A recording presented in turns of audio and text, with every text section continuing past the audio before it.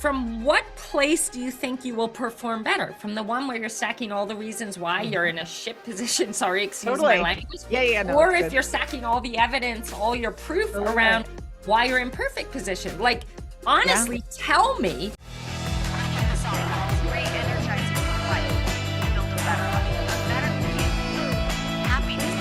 Thank you so much for joining us today at PivotMe, Siri. I am so excited to be here with you, April. You know, I adore you. I have such mad respect for you. So I'm thrilled to have this conversation with you and your listeners. Well, the feeling is mutual, Siri. It's just been an honor to work alongside with you and watch the things that you guys are doing and creating out there. It's just absolutely magnificent. I know our conversation is going to be amazing, both talking about your career and the mindset and the performance, but also just the things that you've overcome in your time is just so inspirational. I can't wait for us to get into it. So let's do it. So we just read your bio. Obviously, you've got this amazing, impressive backstory. And I kind of want to pepper in some pieces about that. You know, you're this amazing world champion.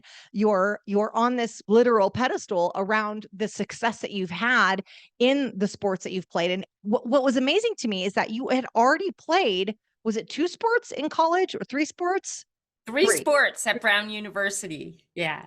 Okay. So when I think about this, okay, we're just going to go right into the sports, but we got so many things to cover. I just want to make sure we jump into as much as we can.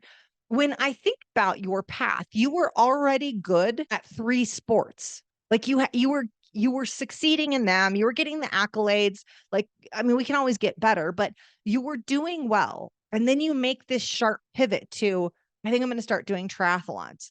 Can you talk to us about what was the catalyst for that? And was it just, I need to have this new challenge because I've already been good at these other 3 things? Like, walk us through that process. Well, it's not this like beautiful success story, actually. You know, my favorite sport, I played field hockey, ice hockey, and lacrosse. And lacrosse was my favorite sport. And when I graduated from college, I tried out for the USA lacrosse team. And I pretty much choked.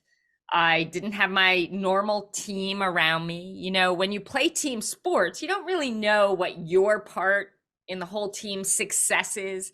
So here I am, I'm at the USA Olympic trials. I'm playing with all these people I don't know. And I had so much self-doubt, so much anxiety, and I didn't make the team. And so in this, I didn't make the team. And I didn't try again. And that really shook me, that I basically gave up because I didn't make it the first time. And I know better than that. I know that you've got to fail multiple times before you succeed. Mm-hmm. And a number of other things happened that kind of shook my self-confidence, my feeling of worthiness from within, which I think is the most important type of worthiness, is to know that you're worthy enough for you.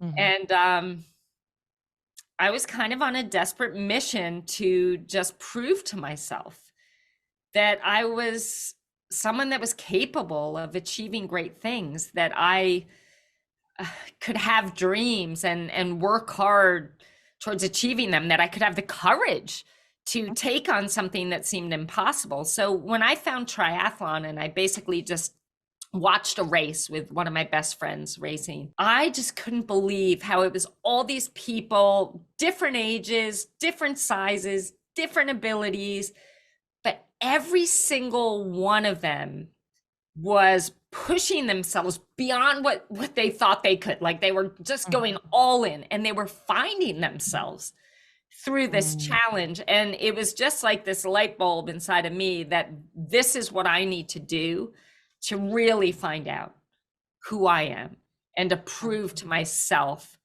that I have worth within myself. So that's where it all started. But, you know, you'd think, I was a 3-sport varsity athlete, Brown University. We had really solid, successful teams. But I'm sure a lot of you can relate that, like, sometimes you can have achieved all these different things, but you still don't believe in yourself. You still have that self-doubt.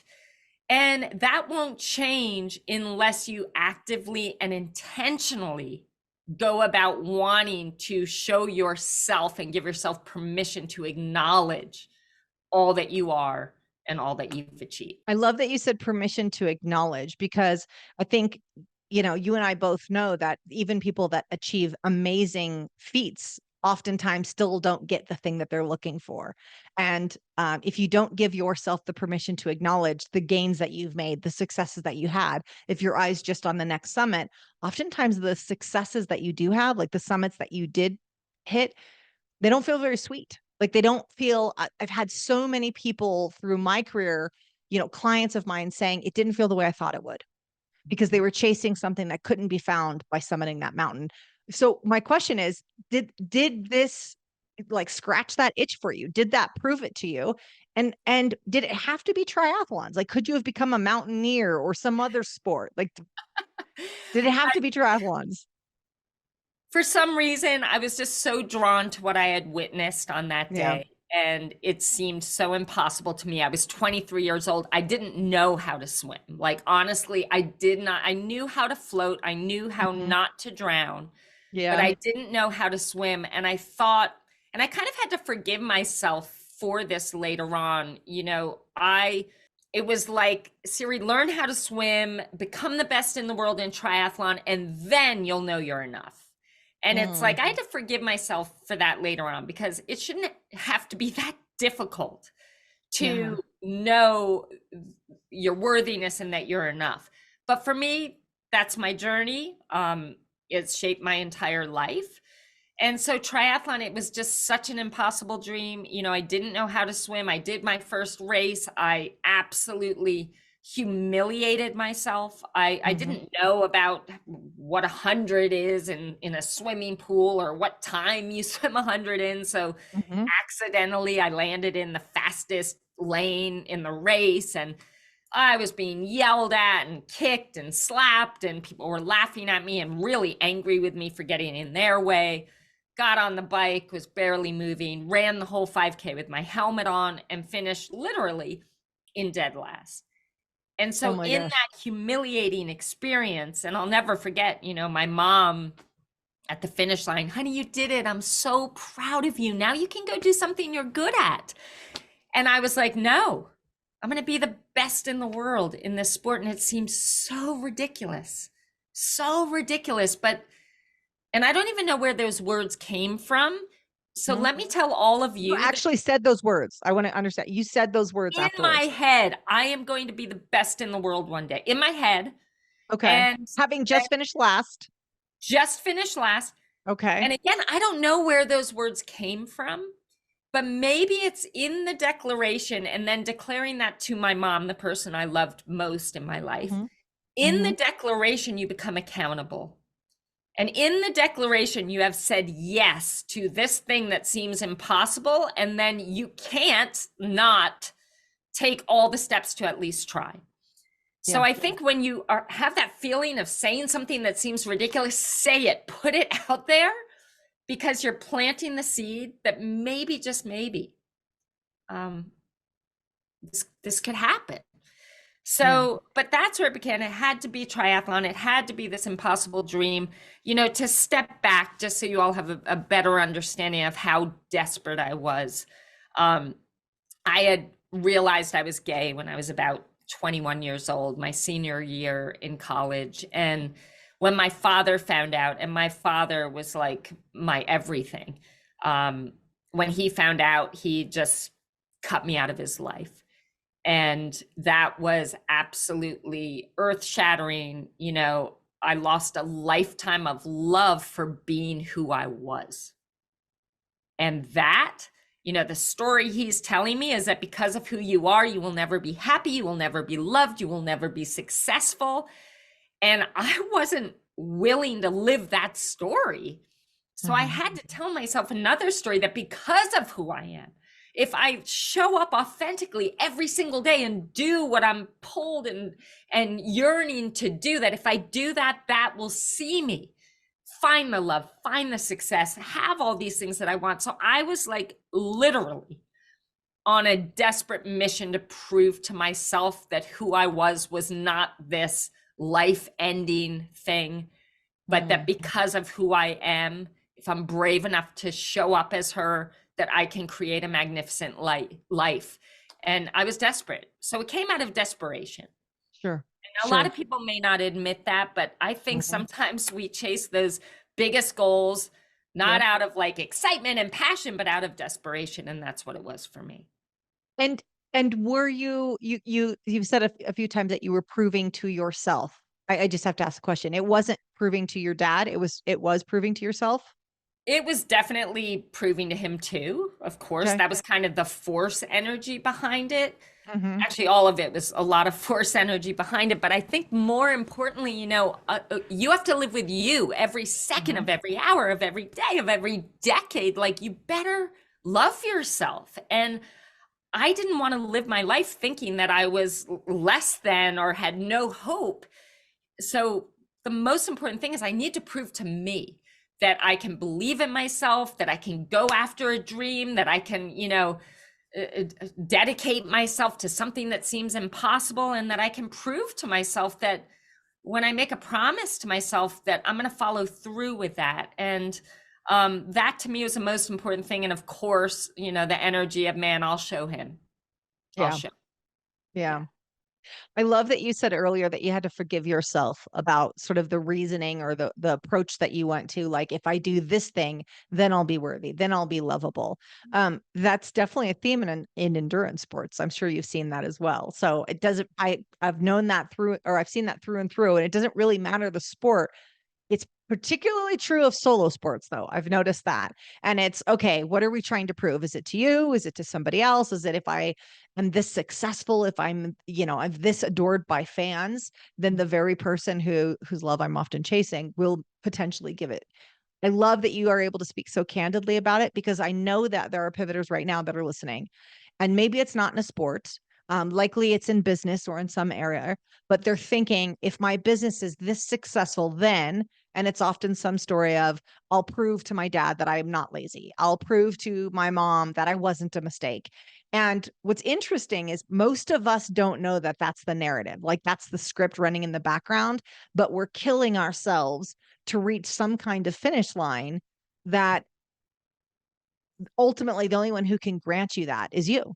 Like, I love that I have to give myself permission to appreciate myself, love myself, and appreciate my achievements, because they're not going to come to you and say, you know what, I was wrong. I saw how successful you were, and now I see your value. Like, that's not usually how the story ends. Maybe No, some iteration of it sometimes if we're lucky, but no. usually the person we're trying to prove it to doesn't give us the release we're hoping, but it's us that's supposed to give the release. Absolutely. And one of the things I say everywhere I go is, don't postpone joy. And what Mm. I mean by that is that narrative that often we're unaware of. Like, when I become a world champion, I can love myself. Yep.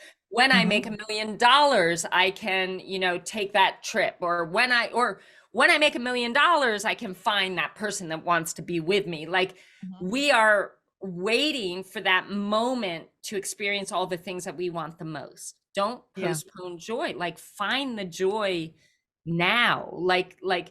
And those things that we want so desperately from others, that love, that acceptance, that affirmation, that, whatever it is that we want from others, you have it inside of you already. Like, give Mhm. it to yourself first, and you'll never need it from someone else. And you'll get it anyway, which is great, but you won't spend your life working to have to hope that they're going to deliver what you've always wanted. Yeah. Start by giving that to yourself. And what I did, and this is where I had to forgive myself, is it was very transactional. Well, Siri, become a world champion, even though you don't know how to swim, and then you can be loved. Then I can Mhm. love you.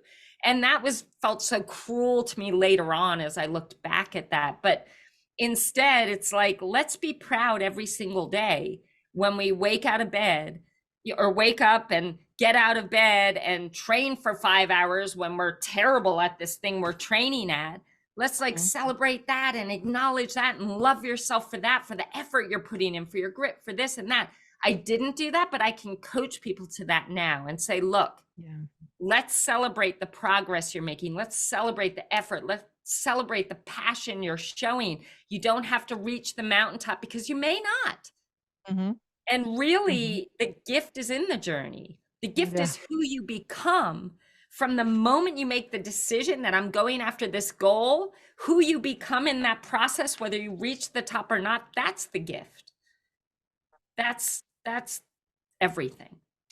Siri, you've trained some of the world's best athletes. You've seen, not only have you walked out your path, but you've walked it out with lots of other people, trained alongside and trained them. What's the theme that you've noticed with some of them? We're not obviously naming names, but have you found that those people were chasing something and it wasn't necessarily a finish line? Absolutely. What are they Most of the chasing? time. Most of the time, Yeah. it's about Yeah. something else, and that's okay, Mhm. and it's interesting because we would go to the Ironman World Championships every year, and I usually had about 5 athletes racing. And I felt like I had multiple personalities because my pre-race pep talk was Oh, so different for each athlete. For yeah. one, it's like, go harder than you've ever gone before. You're going to show everybody, what you're capable of. And all those doubters and naysayers, you're going to prove them wrong. Then the next one, it's like, just go out and be all that you can be and, celebrate all the hard work that you've done. Like, it was different for everybody depending on what Mhm. their driver was. You That's know, good. my why as an athlete was to prove to myself that even as a gay woman, I could achieve extraordinary things. I could be loved. I could inspire people. So for Mhm. me, that is always the thing that drove me. But for Mhm. someone else, it could be something totally different. So understand that when you connect to that, even if, like, for me, I call it force energy because I was trying to prove something to me, prove something to my dad.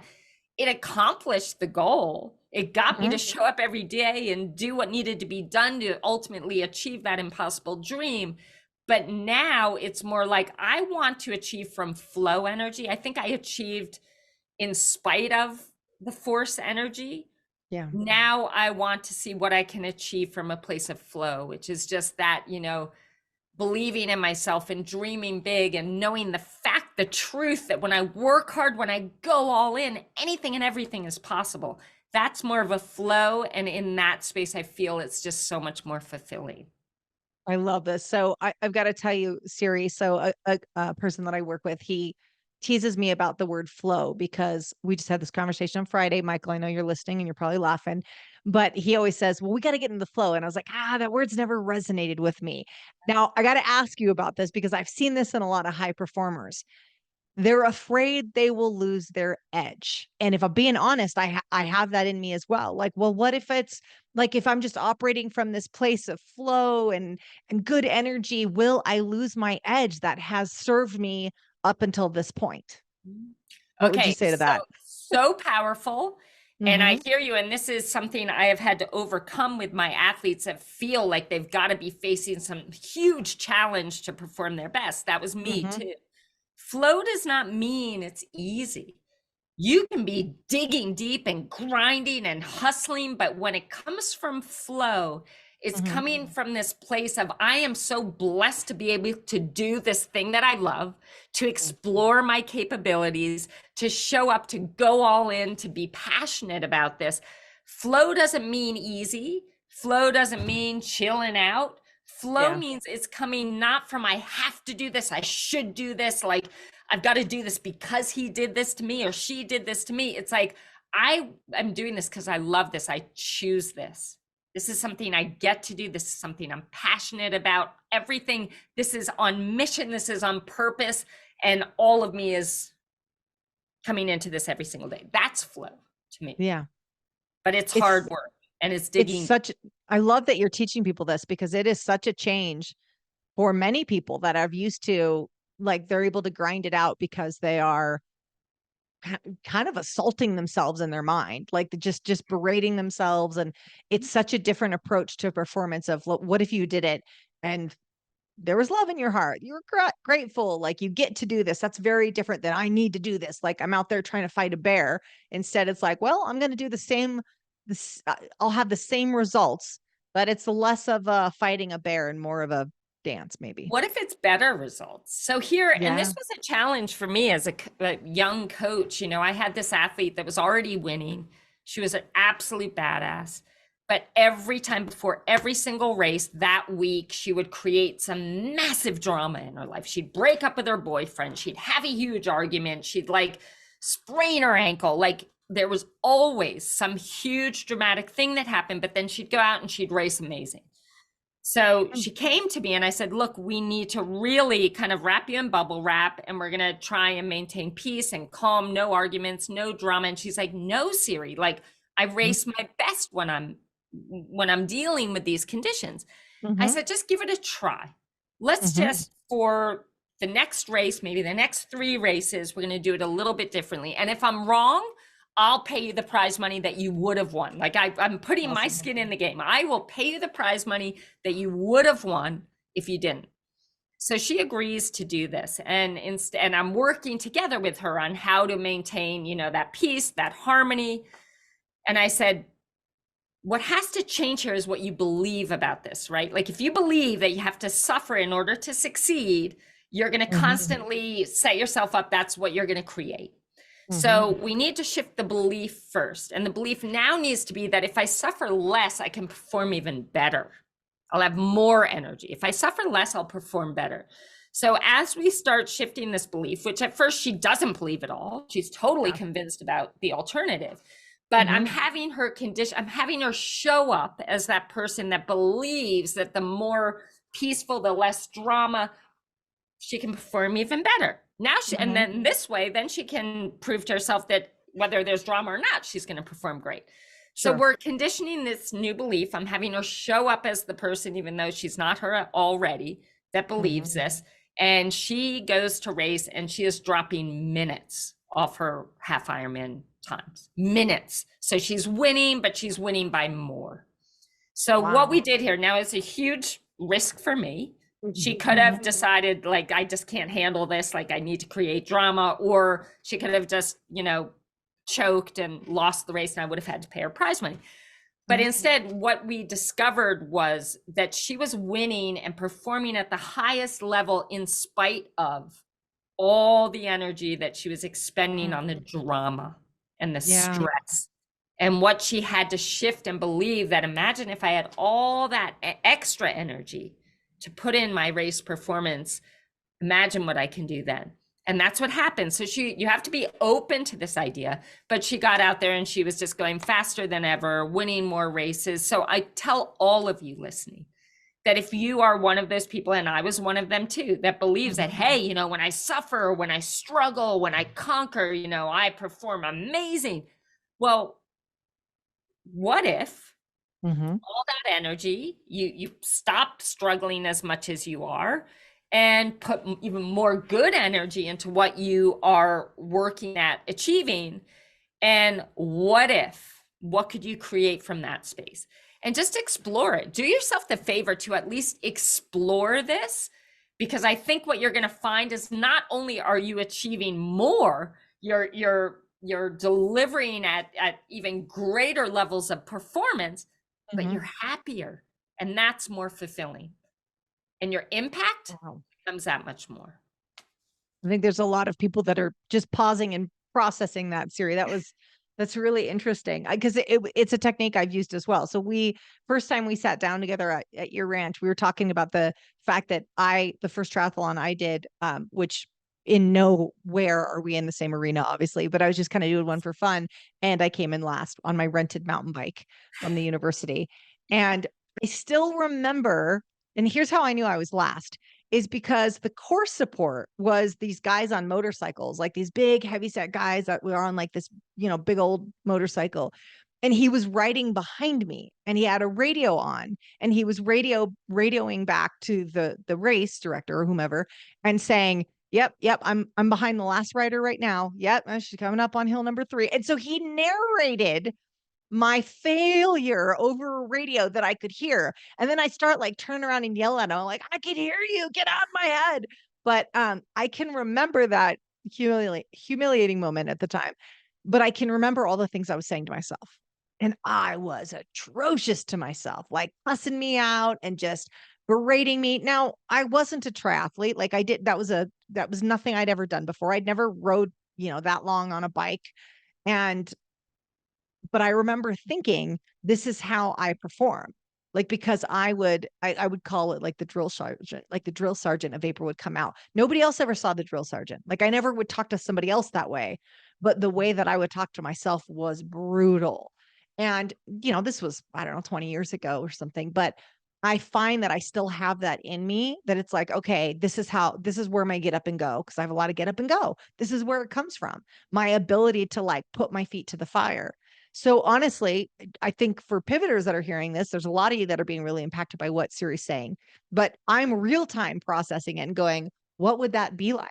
Like, yes, you can have all this get up and go and this grit and all that sort of stuff, but what would it look like to do it out of a different place, not out of a place where you're hard on yourself or braiding yourself, which let's call a thing. You can get performance out of that. Many of us, I had a friend who said, well, that doesn't work. And I go, like, hell, it doesn't work. It does work. I'm evidence of it work. Tons of my clients are.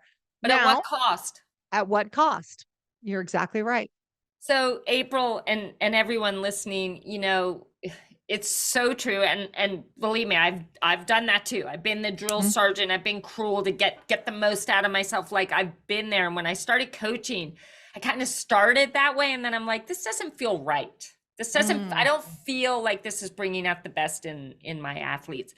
Yeah. But I think what we need to learn how to do is to reframe whatever situation we're in. And I'll share a story that it kind of drills this point across. But in that moment for you, you're in last place and you're like getting down on yourself and, really just being gnarly with your conversation with yourself. How about instead, let's focus on, wow, I'm doing a triathlon. This is badass. Like, I don't even know how to swim, bike, or run, but here I am. I've taken this on. Like, I'm courageous. I'm strong. I've got nothing to lose. Like, we can reframe. And I'm going to share a story from the Ironman World Championships. And my athlete, Marinda Carfrae, she is an extraordinary athlete. She had come in second place in her first time at the World Championships. And this year she wanted to win it. Her goal was, I'm going to win it. We'd done all the training. We set her up. We knew that she was in a position to do so. Well, she has an average swim, gets off the bike, and she's 13 and a half minutes behind first place, which at a world championship, it's kind of like, that's pretty brutal. Anyway, so I'm standing about a mile into the marathon run, and she's running towards me, and I can see the look on her face, and I could pretty much hear the conversation she was having with herself. You suck. Like, here's your one big opportunity to win, and you've had this horrible swim and this terrible bike, 13 and a half minutes behind. You could see the conversation she's having. Yeah. So she gets to where I am on the side of the road, and I yell to her, "You're in perfect position." And she looks at me like, are you watching the same race? Yes. Yeah. So she takes off, and I see her, and she's all pissed off. But what I did is I was setting her up to think about all the reasons why my coach would think that I'm in the perfect position right now. And so she starts thinking, well, I guess like my legs feel great actually, because I raced my race on the bike. I didn't overdo it, totally stayed within, what felt comfortable for me. And in every race I've ever won, it's because I had to hunt down all these people ahead of me. I always run my best when I'm coming from behind. So suddenly just me saying this got her to think about all the reasons why this was a good thing, not a bad thing. She ended up catching every single person ahead of her, won the world championship, and broke the run course record for the Ironman World Championships. So I'm here to tell you, everybody, that you may think, oh, this is great. I'm going to get down on myself. I'm going to be mean to myself and get more out of. No, like maybe that's going to get a little bit more out of you. But if you really want to see yourself shine, back yourself, figure out all the reasons why the position you're in this moment is a good thing, and have that fuel you to a whole new level. Because I have never witnessed something so inspiring and so extraordinary, but it's up to you.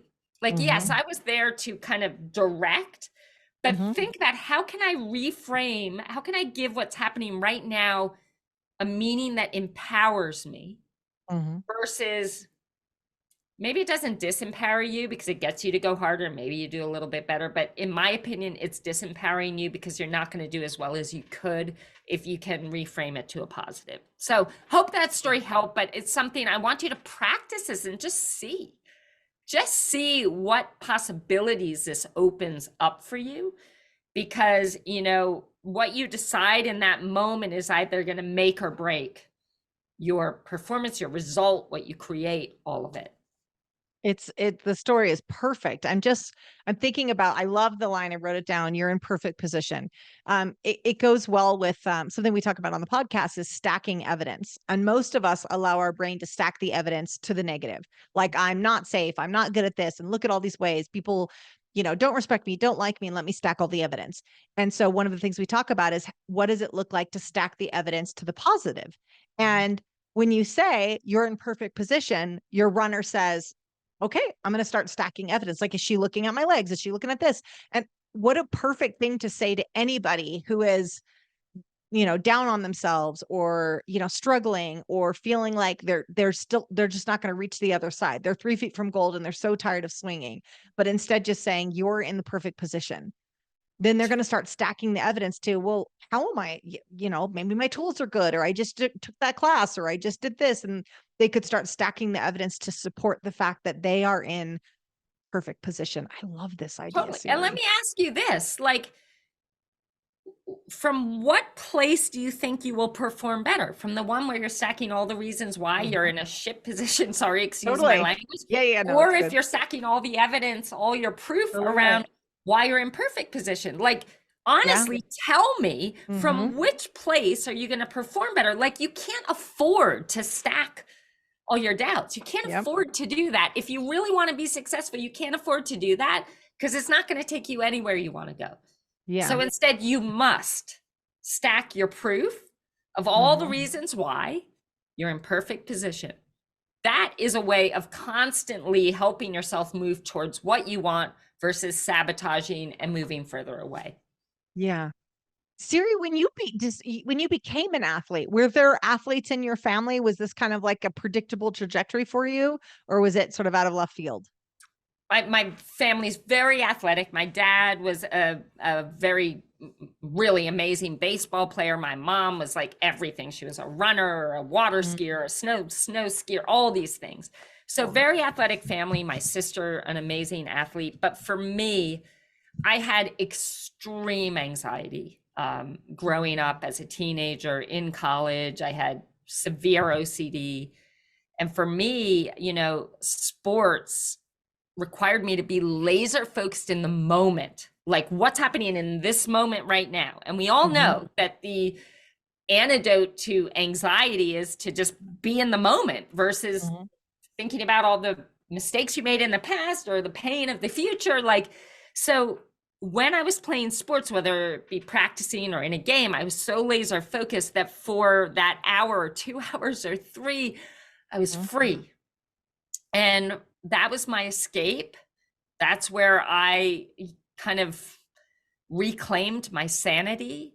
Yeah. And that was my lifesaver, basically. But I also loved, the feeling of belonging and being a part of something, and that feeling of just being alive, I guess.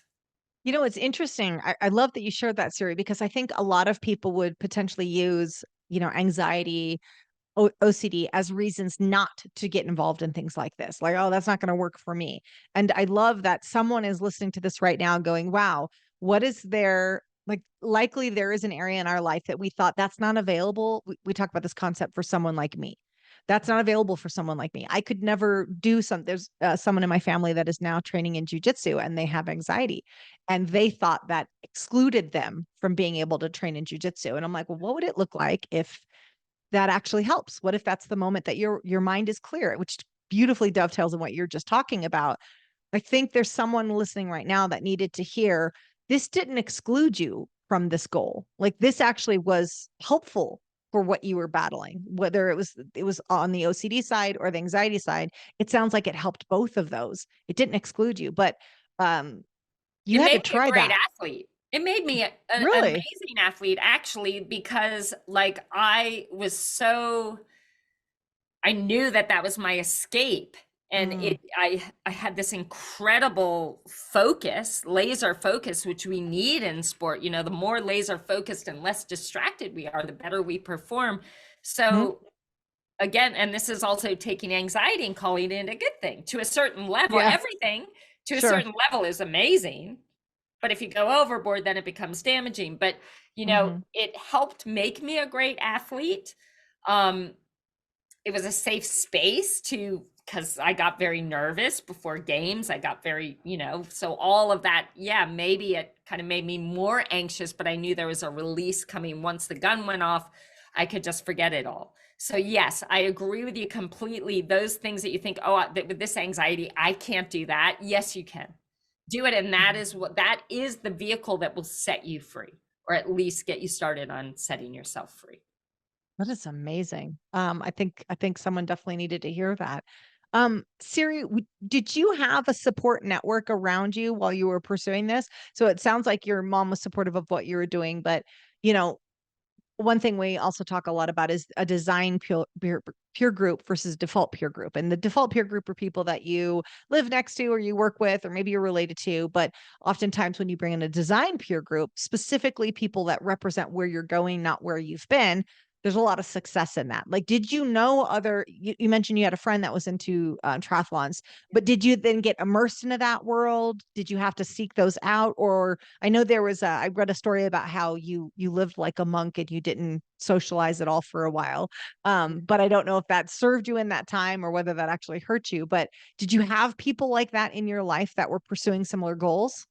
I did. And I think that that's crucial. Yeah. During college, when I still had my dad, he came to every game. He was always there. I had my team. I had all this amazing support system. My mom came to all the games. Like, it was amazing. But when my dad stepped out of my life and I'm taking on this solitary sport, initially I had that friend that introduced me to the sport. Mhm. And I remember her saying, you need to train with groups of people. So Yeah. for example, I'd go to the pool and I'd get in the fastest lane and I would just like hang on feet for maybe 5 strokes and then I pulled to the side until they came back, hang on feet. So I surrounded myself always with people that were better than me. I got my Mhm. ass kicked every single day, but I truly believe that accelerated my progress because here I am witnessing what it takes to Mhm. become a good swimmer, to become a good biker, to become a good runner.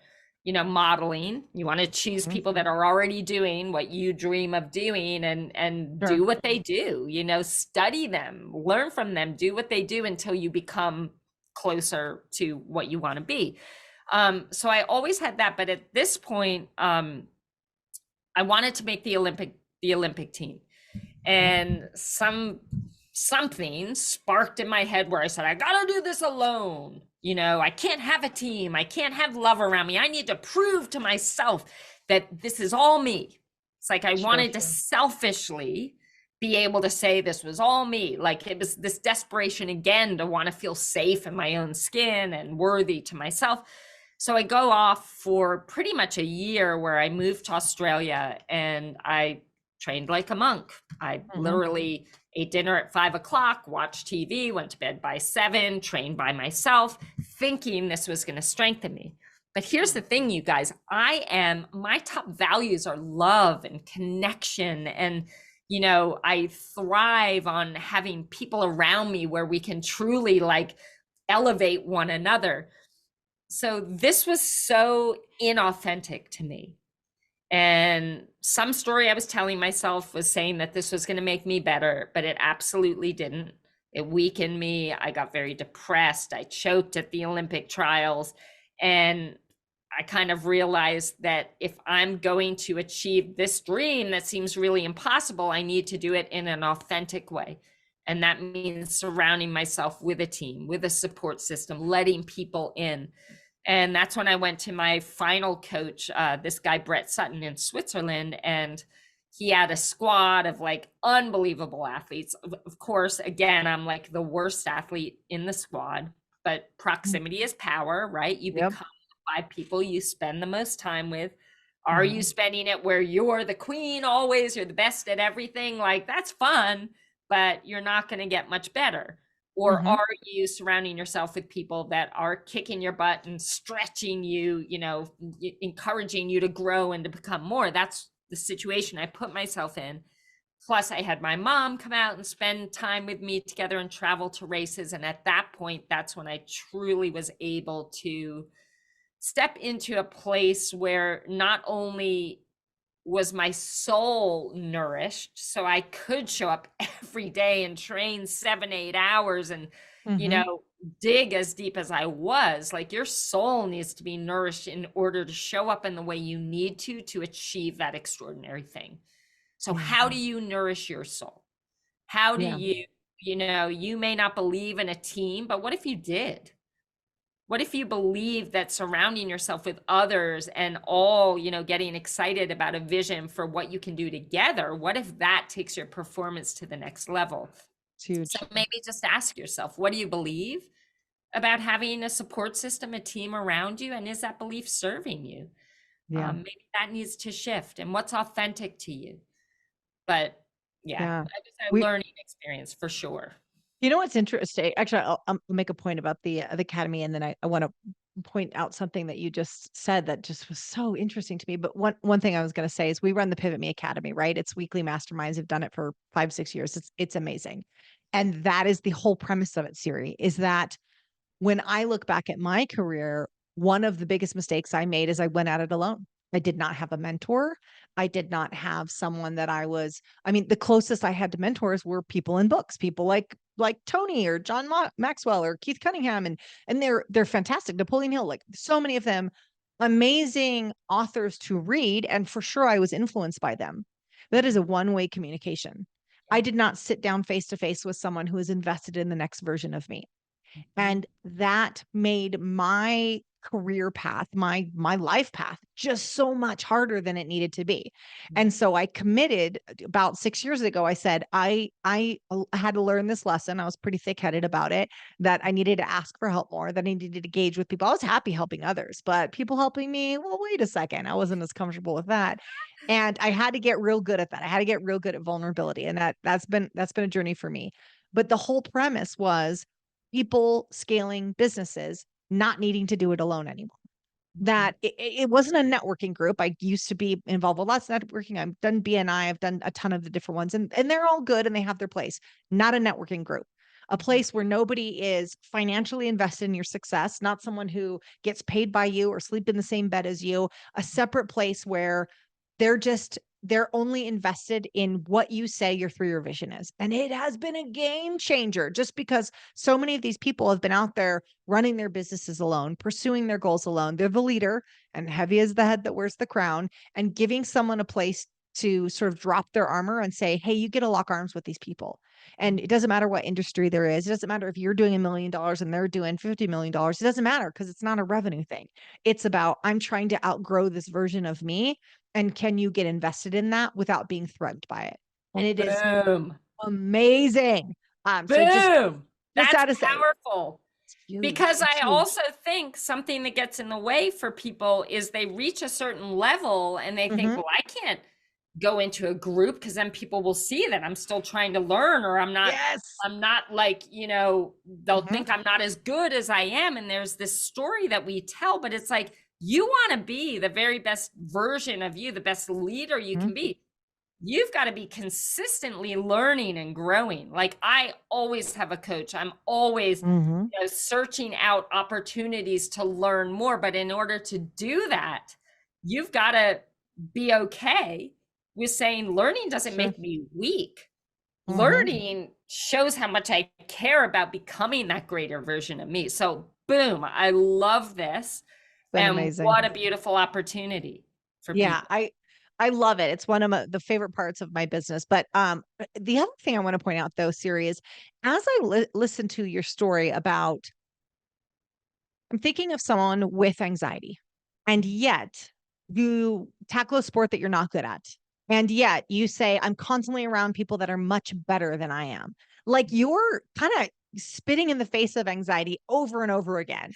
Like, it's just really, you had just so many reasons not to do these things. And yet you're like, oh, I'm going to be around people that are way better than me. I'm going to, you've said before, I was in a position where I embarrassed myself. I failed, that people were laughing at me. This is not a comfortable thing, particularly with someone who struggles with anxiety. I just want to acknowledge that. And uh, Mm. just, You I'm so know, impressed with that. well, thank you. The thought of sitting still and being paralyzed by fear and believing everything that my father said about me or Mm. believed about me at that time was way more terrifying than failing or making a fool out of myself or like, I mean, you got to gauge what's more painful. Mm. And I Yeah. also figured that the more times I can put myself in the fire, the less hot it's going to feel, the less I'll burn. And it's kind of like, we don't have to talk about this, but I went through conquering acute myeloid leukemia and was given a very little chance of surviving. That is like the most terrifying, anxiety provoking, disruptive, horrible thing that anybody can go through. Yeah. But after having been through that, it's like Mm. other stuff happens that used to just drop me to the ground. It's like, whatever. So what I'm saying is that the more you put yourself in the fire, it's like doing things that you don't think you can. You do something you don't think you can, and suddenly the things that you used to be scared of doing aren't scary anymore. Mm-hmm. So the more you push through and break through what you believe are your thresholds, the more you can stand. So I was breaking through the anxiety by facing it and facing it head on, throwing myself into the fire. And that's eventually how my anxiety was overcome. I'm still an anxious person, but I know that when I feel that anxiety, instead of calling it something bad, I say, well, I'm excited about this. Like this is an invitation, to become more. So I have ways of using language that makes it less offensive. Yeah. But I think, if you feel anxious and you don't do that thing that's making you feel afraid or anxious, you're just going to make the anxiety is going to build and build and build until you can't do anything. It So gives the power to the anxiety. It just becomes this big, huge monster that, kill the monster while it's a baby. yes, So yes. do that thing. The consequences of doing it are so much less than the consequences of not. So I want to ask about that. In your battle with cancer, and it's just amazing to have you here and come out the other side of it. Just an amazing story. And I know I've heard you speak on this before, but can you share with the pivoters? Well, let me phrase it this way: what did you learn from that situation that if you wouldn't have had cancer, you would have never got to experience? Oh my God. I mean, Tony Robbins always says life is always happening for you, not to you. Now, you get given a diagnosis like that, and a part of you is like, oh my God, why?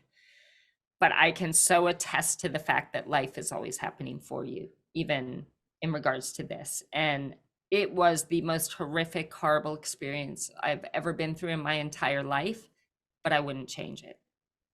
I wouldn't change it because of who I became in overcoming it, what I learned about myself, what I learned about others, what I learned about life, what I learned about how I want to show up in my life. So many gifts. So I hope you all understand that no matter what challenge you're faced with, maybe you're in a really tough time in your career or in your life, know that through this challenge, you are becoming more. And as you become more, that is setting you up for the greatest moments in your life, for the greatest success, for the greatest love, to the greatest of everything. Mm-hmm. So how we define it, I knew when I got the diagnosis that the most important thing was going to be the meaning that I gave this. Yeah. From the statistics and everything, I could have given it the meaning that this is the end.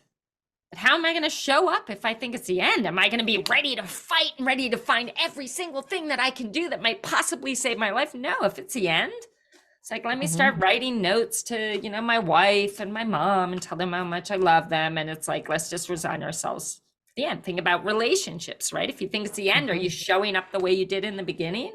Lighting up your partner's life and doing all these kind things and loving things to, you know, light up their lives? No, if you think it's the end, you show up differently. So I had to give it a different meaning. And the meaning I gave it, or the thought that I had, is what if what I'm going through now is preparing me for what I asked for? What if this is a necessary step that me figuring out how I'm going to beat this is setting me up for all those things that I dream of doing in my life? So when I looked at it that way, then you're in a space where it's like, okay, well, let's figure this out. How am I going to beat this? What decisions do I need to make? What treatments? You know, I got to become the master of my mindset, my emotions. So it put me in a place where I'm actively finding a way to become that future me that's going to survive this and thrive on the other side. What would she do? She would make a decision. Now, this is hard. You're like, this is your life or death. What treatment are you going to choose? I have all these amazing people telling me about this hospital and this doctor and this and that. Everybody, amazing people that I love and respect. The right decision, everybody, when you always wonder, well, what's the right decision? The right decision is the one that you go all in on. You never look back, and you believe in it with every ounce of your soul. You decide, you commit to believing it with every ounce of your soul. That will always be the right decision. So that's what I did. I made my decision. I went all in on it. I never looked back. I never thought, what if I did that? What if I did that? And then I took all these different actions in mastering my mindset, because again, to refer to kind of what we were talking about earlier, if I'm spending every day thinking about what's wrong and everything I don't want to have happen, I don't want to die, I don't want to get sick, and everything I can't control, that energy is not the kind of energy that is going to beat 5% odds of surviving. The energy I needed to have was the one, what can I appreciate? My God, I have health insurance. I've got these clinical trials that I actually, you know, am able to do. You know, I've got a wife that loves me. My mom's here to help support me. I've got all these things that are giving me, I've got the grit, and I've proven in the past that what seems impossible is really possible. Like all these things, I'm focusing on everything that I have that is going to give me every chance of surviving. I'm focusing on, you know, creating habits and rituals around, you know, I ask you, like, what are those things that make you feel strong? What are those things that make you feel confident? What are those things that give you energy and see you, you know, finding solutions versus focusing on the problem? Whatever you know those things to be. For me, it's gratitude, it's fresh air, it's horses and dogs and working out, movement. So every single day, no matter how sick I got, I made sure that I was doing those things. It gave me energy, made me feel strong, made me feel confident, and, you know, it was going to give me the energy I needed to survive this. So when you're going through a tough time, you guys, and an uncertain time, you must create your own certainty. And you do that by doing the things that you know bring you the best possible energy regardless of what you're facing. So these are the things that I did, and it's an absolute miracle that I'm here today. But again, it's what I keep saying, you cannot afford to think in the alternative way, on all the bad, on everything that's missing, on all the reasons why you can't survive. Like, you can't afford to focus on that. What's interesting, this is gold. Thank you so much for that. Siri, what's interesting is I'm thinking about everything you just listed there. I would assume that when you got the diagnosis, you were in pretty good health. Like, you're maintaining a level of fitness that's probably way past the average person, we'll say. In your list of the things that got you through it, not once did you mention that. Like, it was about the way you managed this 3-pound organ up here. Yeah. I mean, it was just, that's profound that it was like, it was about mindset. It wasn't about my cardio. I mean, obviously being in good shape makes anything easier to manage, but everything you just listed was not your physicality. No, it was about your mindset. mentality. Absolutely. And, you know, when there was definitely something wrong, you know, I've taken extraordinary care of my body for my life. And all the things that I love to do, you know, running and biking and all these things. Like I just felt so exhausted, and I put it down to I'm just getting older and everything feels harder. So I wasn't feeling that strong and healthy when I got diagnosed. I wasn't thinking about, you know, what great care I took care of my body. But because when you're faced with a sickness, you don't necessarily have that physical energy. Although every time I moved, even if it was just walking from the bed to the couch to the chair, Mhm. my connection with when I move, I feel strong. When I move, I feel confident. When I move, I'm alive.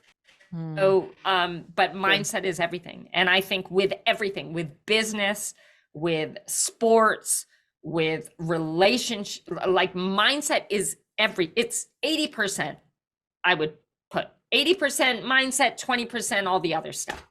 It's amazing. It will make you or it will break you. It will see you achieve the impossible, or it will see you just, you know, underperform for what you're capable of. So what do you choose? Hmm. And I think that's therein lies the rub, though, Siri, is that most people don't realize there was a choice between like stimulus and response. There's a space right in between there, and that is choice. Most of us don't appreciate that there's choice in there. It's just stimulus happened, I respond. This is what people do in this situation. They get a cancer diagnosis, they write the letters to their loved ones. Most people aren't aware, and I'm hoping if you listen to this podcast, you are, and hopefully this is the reminder that you needed, that between stimulus and response, there is that space. And what you're talking about is owning that space, taking power back from that space. Okay, I can't control the stimulus. I had this cancer diagnosis, but what I sure as hell can control is my response to this. And I would imagine that also involved somewhat controlling responses of the people around you. Like, all right, this is the energy we're letting in, and we're not letting anything else, because you probably had to manage your mindset and those around you a little bit. And April, so I think this is so important. And I'm going to tell all of you that you need to own every single experience that you have every single day of your life. Now, that may feel like a huge amount of responsibility, but when I realized that life was up to me, I, for the first time in my life, felt totally in control. Mm. You feel out of control when you think that life is just happening to you and like you're just responding and reacting. But it's like once you realize that no matter what's going on around you, it could be the worst time in your life, that if you own that experience and decide, you know, how you're going to show up and what meaning you're going to give it, what you're going to focus on, when you own that, you are creating your Mhm. destiny, you're creating what you experience. So life is up to you. So big responsibility, but let me tell you, this will set you free because Mhm. you'll realize that you are in control of everything that you create. So with that, you know, there was something else you said that I wanted to speak to, but I lost my train of thought. But Mhm. so incredibly important. Own it, guys. Own every aspect of your life, even when things go wrong. And maybe it's clearly like someone else played a huge role in the reason why this thing Sure. failed or it went wrong. When you take ownership of your part in it, you'll see that it always, you know, there are things you can shift so that those negative things happen less. But that's up to you. You've got to own your part in every single thing that happens and really, you know, find strength in the fact that you have that control. That's amazing. It's amazing that you said that's when I finally felt in control of my life. I think that I feel like that's a little counterintuitive, that people would just think, well, then I'm just going to sit around and blame myself for everything that happened. But in actuality, it had an empowering effect on you. Like, well, these are the parts I'm in control of. Um, And I can do different next time. Man, yep. I showed up this way. I showed up. I was telling myself it was the end. And so I like, you know, gave up. But no way. What if it's only the beginning? I Mhm. get to choose. You get to go first in deciding what to focus on, what meaning to give, the things that are happening to you, and what actions to take. Like you get to go first. So Yeah. make sure that those choices are moving you towards everything that you want versus further away. Life And is I up to you. It's totally, I think it was, my guess is your comment was about me, or managing the mentality of the people around you and like the energy Ah, that's being let yes. into it. That Yeah, would be my guess, is you'd have an opinion on that's that as well. exactly Cause right. I would And imagine there was a lot of that. yeah, and I'll never forget, you know, I walking into my first team meeting you know, when I said yes to the clinical trials and all the doctors and nurses are in this room, and I could see the look on their faces like, oh, she's so young, and oh, she's such a great person, and she's faced with this. And I walked in and I said, if there is someone in this room that doesn't believe that I am going to survive this and thrive on the other side, leave the room. You can't be on my team, because we are all here focusing on one outcome. And that is seeing me survive this and thriving on the other side. If you don't believe that, I can't have you on my team. And there was a guy, actually, the psychologist that I kicked off my team. He's the guy that had to get kicked He's out, like, huh? no, well, he said, positive thinking is not going to save you. And I said, trust me, positive thinking will be a part of saving me. So I don't want anything to do with you. Yeah. And I think it's got to be a combination, right? I mean, you can't just imagine yourself healing. Well, like, you've got to do the steps too. But I'm not, but again, he's saying, you saying you're going to survive isn't going to save your life. Well, me saying this is the end is definitely not going to save my life. For sure. So again, it's going to give me a better chance. But I couldn't afford to have anyone that was going to offer a different perspective, because I knew things were going to get really rough. And when we're really struggling, that's when people's words can really impact you when normally they don't. So he was off. And everyone knew that we're talking survival. We're not talking about anything else. Our only outcome, you know, you want to take the island, burn the boats. Yep. I'm surviving. Well done. And you did. Look, here you are. Here you are, traveling around the world, still impacting people. Just released a new book, which is a fantastic book. We'll put a link in the show notes as well. But here you are out here spreading you already had an inspiring message. And then you went through this incredibly challenging, the thing that brings people to their knees, this, you know, severe cancer diagnosis. Yeah. And then you walked out the other side of that with more to teach and more ways to inspire and potentially to reach an audience, you know, people that had a diagnosis, whether that's cancer or something similar, to reach an audience that really needed to see someone survive and thrive through a diagnosis like this. Well, thank you, April. And I have to say, I mean, literally every breath that I take feels like a miracle. And I share that because I think, what if we all lived that way? What if we all lived feeling like every single breath that we take is this miracle? And what are we going to do with it? Because if you live from that space, it's just a really beautiful space to live from. And I'm grateful for that. But I don't take for granted the fact that I have this life. And I lost a lot of friends that didn't make it. But we all have a choice there too. And I'm sure there are people here that have survive something that someone else didn't. And you have a choice to live with survivor's guilt, or you have a choice to live with survivor's responsibility. And my responsibility is to give every ounce of me, to pour it into this life, to pour it into hopefully making a difference in the lives of others, and to honor those that didn't make it by really going all in on this gift that I have, that I've been blessed with. So thank you, April. Thank you to each and every one of you for listening. I hope you do get my book, because I think it can really help you. And but most importantly, I hope you step out into your lives believing in all your dreams and really pouring all of yourself into everything, even if it seems impossible. Just go all in on everything that you choose to do. Make sure it aligns with your purpose and your mission and all that matters most to you. And you do that, and you're not only going to find joy in this moment now, but you will achieve that extraordinary success and have the impact on the world that you dream of having. So I usually ask, what's the one thing you would tell the world? But I feel like you just answered that right now, Siri. So it's amazing. I have one more question for you. But before I do that, tell our listeners the best place to connect with you. Is it your website? Is it social? Where's the best place to connect?